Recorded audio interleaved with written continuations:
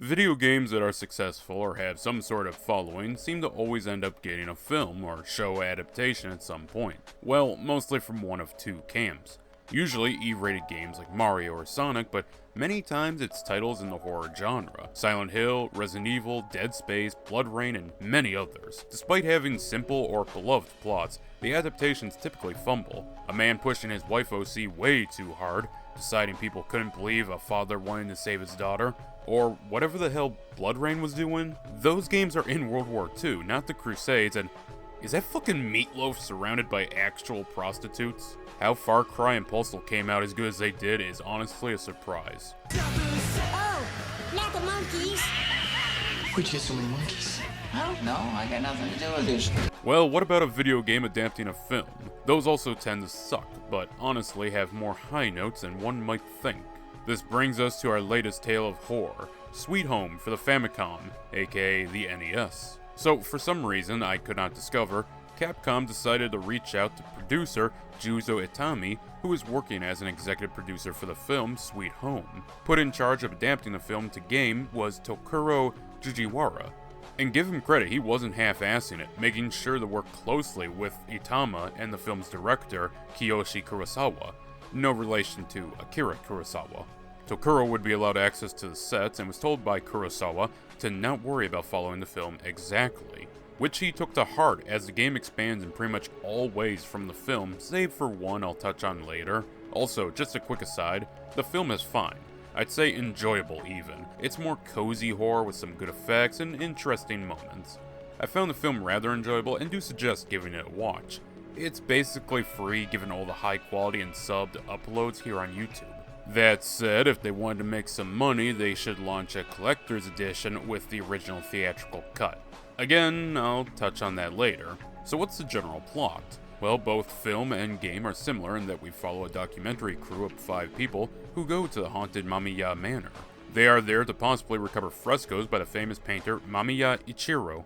While setting up a shoot in the first room, the entrance collapses or something, and the angry spirit of Lady Mamiya, Ichiro's wife, appears threatening us. Being trapped, our crew must move deeper into the mansion. Now, this is different from the film. In there they become trapped when Asuka, who has been possessed a few times, crashes their only vehicle. Here it's just a bunch of rubble. The game plays out sort of like early Final Fantasy in that you walk around the environment and then randomly encounter enemies.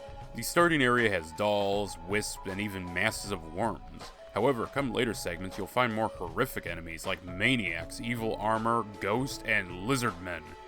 Or just men. Or mad men. No, not that one. Yeah, the game has some palette swaps, but largely has a varied cast of enemies. Not that you need to remember much of their stats outside of some special attacks they do.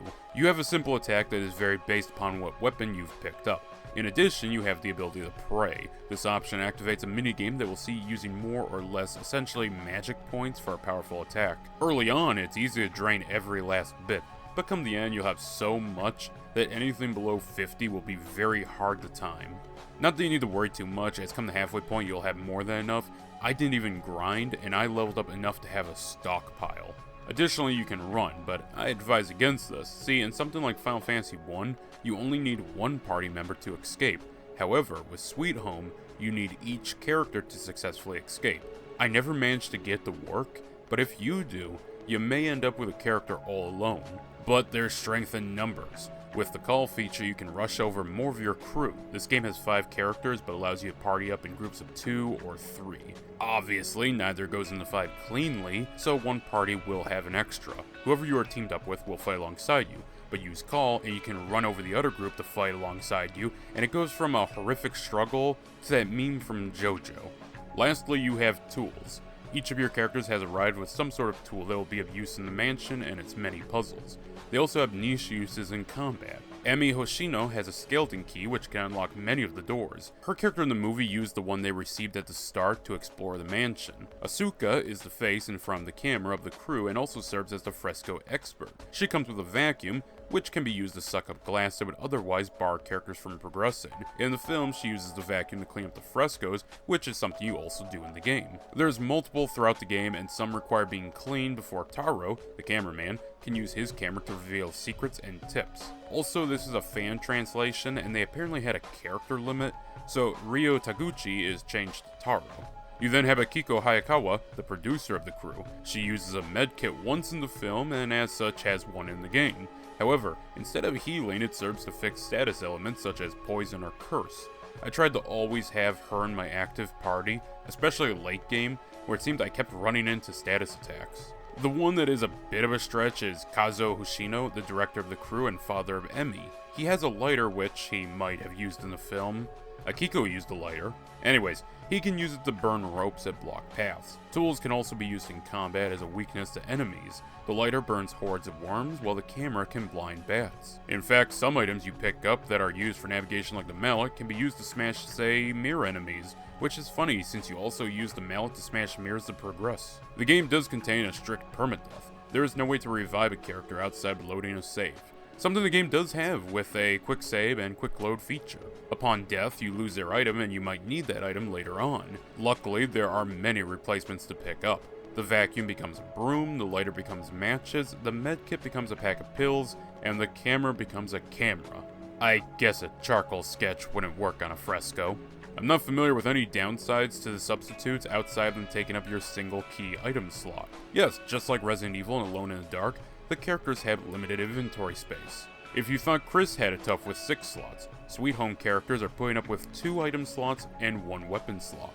At least with all the characters you can carry 10 items, and when teamed up you can use any character's items without needing to swap to them, though it can be somewhat tedious swapping between teams and keeping them close. Speaking of items, throughout the mansion you'll find many, from tonics that heal to fire extinguishers that extinguish flames. Some are clearly more niche. Also, just a friendly tip, but you can use the call feature to bring all members into a fight, then use the tonic, so you'll get a full party HP MP heal. Exploring the mansion, you'll find it's falling apart, and so some items like wood are needed to bridge gaps. Be careful as it won't last long, and in the early game you can trap a character until you find some rope or a bow. The mansion itself is surprisingly natural to explore. It's not as grounded feeling as the RE mansion, but it still felt good to explore. Changing colors and environments make each feel distinct, and exploring soon became much easier than expected. Much like how you quickly learn the layout of the Spencer Mansion, you'll easily be able to map this one. RNG fights aren't the only threat facing your party in the mansion. While walking around, what I can only call QuickTime events will hit you. A chandelier may fall or a dagger is thrown, various environmental objects crashing down on a member. Well, you then select one of 4 options in a limited time: dodge, to the left or right, duck, or pray. Honestly, I have no idea how you know what to pick, and it seems completely random. That said, the most damage I ever took was 10, and by the midway point that is a drop in the puddle. Despite not playing many horror games in this RPG style, I found it all rather easy. Maybe it was my usage of the tonics, or I refer you again to the Call of Beatdowns, but I honestly didn't have much challenge. Some of the endgame enemies would give me a challenge until I killed a few and leveled up my members. From what I've seen, I may have actually been under-leveled a bit too. Still, I was reliably 1 to 3 shotting enemies without spamming prayers. My biggest threat was the spirits you encounter. They'll kidnap a character and drag them off to another room. However, it's typically never far, and you can switch them so you know where to go. They're more annoying, and once you discover where they are, you can easily avoid most, save for some later on. The whole game looks very nice, despite its creator being frustrated with the limitations. The mansion manages to look distinct, which helps navigation, and the enemies largely appear impressive and even gruesome. The character models all look great, and are clearly discernible. The music is also solid, nothing I'd go out of my way to listen to, but fitting for the title, striking a balance between horror and adventure. What would survival horror be without puzzles? Sweet Home, despite being so early, does include them, and honestly, they aren't terrible. You can receive clues from talking to corpses or dolls, or be normal for 1 minute of your life and just take pictures of the frescoes and read notes. The puzzles typically aren't overly complex or hidden, falls into the whole have item and bring item. Sometimes you'll need to use prayer to pass certain checkpoints.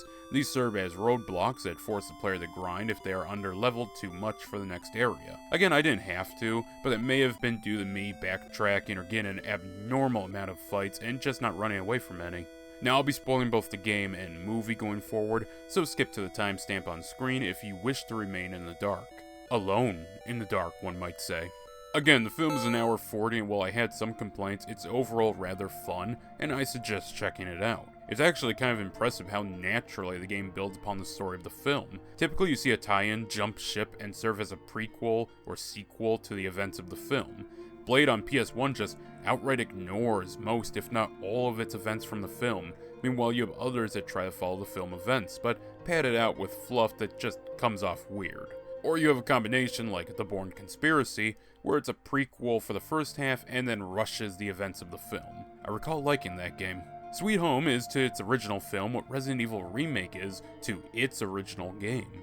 Expanding the film's story is the addition of an earlier team, which has met its end, but you learn more about the events through their notes and corpses, sort of like a Bravo team that Alpha Team discovers.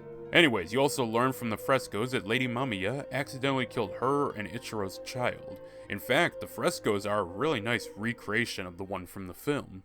Exploring deeper into the mansion and utilizing some bronze melting blood, you'll find yourself outside. With boats to travel, you paddle around, eventually find a memorial site which has your character asking if the baby is underneath. Now in the film, Taro, or as he's actually called Ryo, is the one to knock over the memorial, and this is what I believe sets into motion the events. Later on, a possessed Asuka digs up the baby coffin of the family's child. In the game, however, not only is the blame of the disturbance on the previous group, but you actually need to dig here and pass a skill check with your prayer.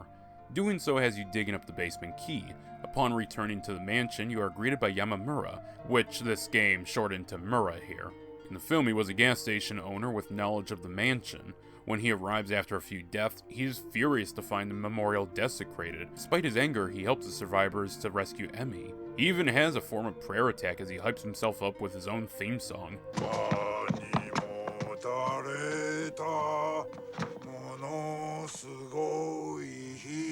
This boosts his willpower and he can crush glass with one hand.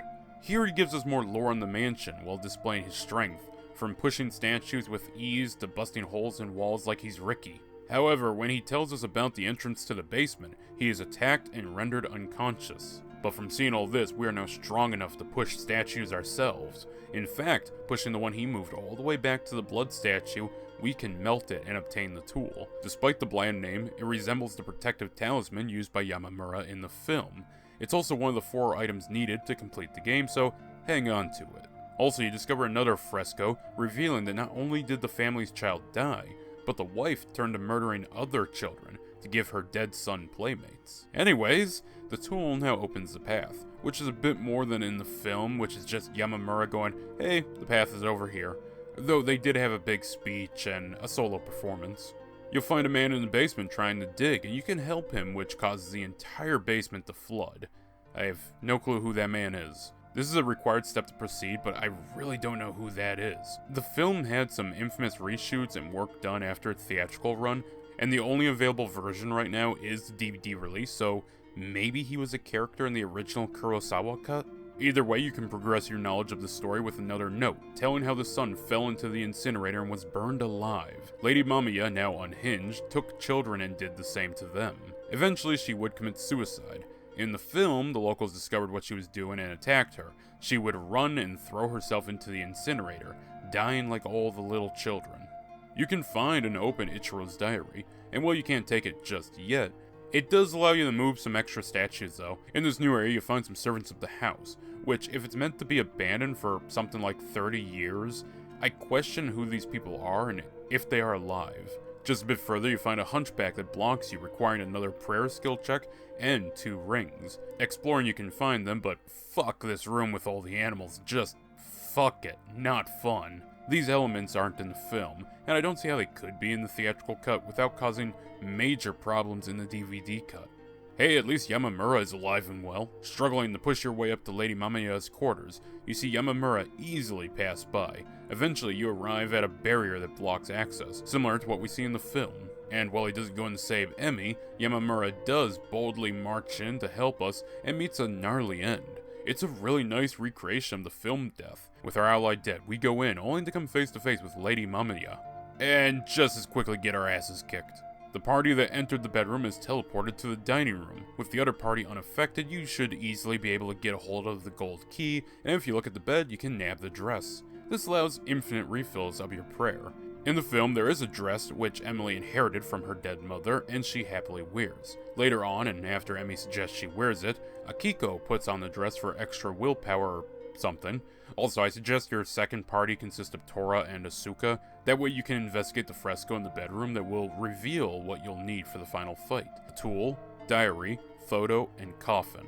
Now with the gold key and most likely any others up to this point, you can unlock most every door. You can unlock this gate, but you can retrieve a slide, and in 2 of the gold key rooms you'll find a fresco hinting you towards using the slides on a projector. Assembling all 3 and using them reveals a happy family, save for the fire over wife and child. The film also had a similar scene very early on, with the projector itself burning up. Also, one of the slides is past a bunch of thorns. You could find and equip gloves that are out near the memorial, but it does so little damage, and tonics are rather plentiful, so feel free to just tank the damage and grab whatever you need. Personally, I think the slide should have been an optional quest, as it interrupts the flow a bit from find these 4 items to find these 3 items. It just doesn't fit very well. All this is done to find a key you spotted earlier, and move into the dungeon. A dungeon complete with a child burial room. Well, now you're ready for the final fight. With that room's fresco, it hints at the 3 statues near Lady Mamiya's room. Placing blue candles and lighting them, you need to pass the highest prayer check in the game. Doing so will open a hole in the wall while you can walk through. This will bring you to the final area. It isn't that tough. In fact, the biggest annoyance is the spirits flying around. Unlike earlier ones, which stuck to straight paths, these ones spin around, and worst of all, they follow the player. They will also abduct non-controlled characters. At least, it just flies them back to Lady Mamiya's room. Personally, I found it hard enough guiding one team of 3 in, and just left the other 2. Speaking of leaving the other 2, the game has doppelgangers of each party member. However, you only need to fight 3, Akiko, Tora, and Asuka. I really want to applaud this game for its artwork. The creatures have all looked great, and Yamamura's death is awesome. These depictions of the actors are perfect replicas of their film counterparts. Again, this is a licensed movie tie-in game. It's honestly impressive. It's as meaty and refined as it is. Now is the final fight against Lady Mamiya. As you approach, the voice of Yamamura calls out, giving you hints and the order of what you need to use on her. Also, yes, you need at least 2 characters so you can bring along all 4 items needed to beat her. Plus, she's the only boss I encountered to actually kill a character off. You really can't damage her. This fight is more of a puzzle and about timing. You do normal attacks past turns as prayer is disabled. Upon a certain phrase, you hit her with the tool and can now pray. Only 1 character need use it. This pattern repeats with the photo, diary, and finally the coffin. Partway through, she will transform, much like she does in the film. Again, a really good recreation. Blasted from the room, our party regroups outside, and this random guy walks up to say congratulations and how Lady Mamiya's spirit said we'd be here. We also see her soul ascend the mansion, same as we did in the film. I think the spirit-looking thing is meant to be the sun. Also, our characters remark about how this felt personal for Yamamura, and how he possibly was Ichiro Mamiya. As far as I could tell, this is never hinted at in the film, and again may have been a cut idea. Credits roll as the party leaves. Soon the mansion crumbles, same as it did in the film. You can get one of 5 endings depending on the amount of characters left. 5 gets you a photo shoot, interview, and a jump scare. 4 results in you seeing the spirits flying free from the mansion, and the remark, "I wish we all survived." 3 and 2 are similar, stating how many survived, and seeing the spirits of the dead flying off. 3 is the canon ending of the film, though I suspect the reveal of the father being alive was a reshoot. If only 1 character survives, the sole survivor builds a memorial for the family and the slain. I feel like 2 or 3 are the laziest, which is odd considering it's the canon ending. 5 feels almost like a gag with the jump scare. Honestly, I feel like 4 or 1 hit the hardest and bring the story to a close. Side note, but about the dad being alive. He's given a whole speech about not being strong enough by Yamamura. Something about how he isn't on par with the grief of the mother or something. Anyways, later on at his wit's end, he summons his courage to rush back into the house to save his daughter. We see him enter the same type of black void that hurt him earlier and killed Yamamura. We don't see him again until the very end, where it's revealed he hid in a closet with the talisman. He then joins our 2 remaining characters. It felt really disconnected from the bittersweet ending it seemed to be going for, with Emmy only being alive with the woman she kept trying to hook her father up with. Also, hit like a low blow on the father's character. The whole movie, people mention how he was spineless, and in the end, while he did summon the courage, he ended up hiding in a closet with the talisman. I guess he didn't have the child, but I don't know, it just seemed odd. Him charging in and dying seemed like a better character arc, while what we got seemed more like a happy ending. He should have been involved in the final fight. So yes, that is Sweet Home, and wow, what a game it is. First off, I was surprised by how deep and complex the game was. It had tons of areas to explore, weapon options, and a variety of horrific foes and trappings to engage with. I love how it managed to capture so much from the film, even small stuff. Like at the end, we see a character pick up a pitchfork. It didn't do much in the film, but in the game it's one of the stronger weapons. It's also funny to see some of the trappings that would lead to Resident Evil. While there isn't many direct moment-to-moment ties, the feeling of exploring the 2D mansion kept reminding me of its 3D counterpart.